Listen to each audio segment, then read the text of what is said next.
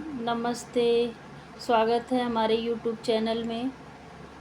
राधे राधे भक्तों, please like subscribe ज़रूर कर लीजिएगा, बेल आइकन दबा दीजिएगा। अनंत चतुर्दशी पर क्यों बांधे जाते हैं अनंत सूत्र? इस व्रत में भगवान विष्णु के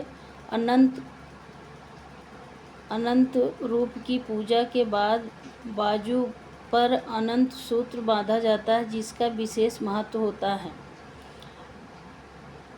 इसलिए कच्चे धागे से बने 14 गांठ वाले धागे का बाजू में बांधने से भगवान विष्णु की अनंत कृपा प्राप्त होती है। इस धागों को बांधने की विधि और नियम का पुराणों के उल्लेख मिलता है। इस धारण करने के बाद 14 दिन तक तामसी भोजन नहीं करते हैं और ब्रह्मचार्य का पालन करते हैं, तभी इसका लाभ मिलता है। इस सूत्र को बांधने से व्यक्ति को सभी तरह के सुखों की प्राप्ति होती है। यदि जीवन में सब कुछ खो चुके हो तो अनंत चतुर्दशी पर भगवान अनंत की विधि पूजा करके यह धागा अवश्य बांधें। नियमों का पालन करें तो फिर से सब कुछ प्राप्त हो सकता है।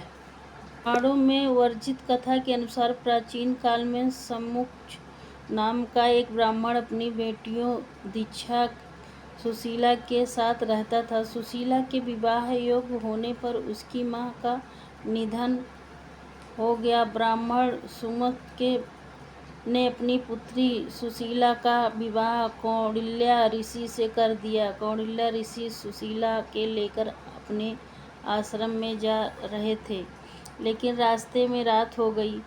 वे दोनों एक जगह पर रुक गए। उस जगह कुछ महिलाएं अनंत चतुर्दशी व्रत की पूजा कर रही थी। सुशीला ने व्रत की महिमा का ज्ञान प्राप्त किया और 14 गांठों का अनंत धागा धारण कर लिया।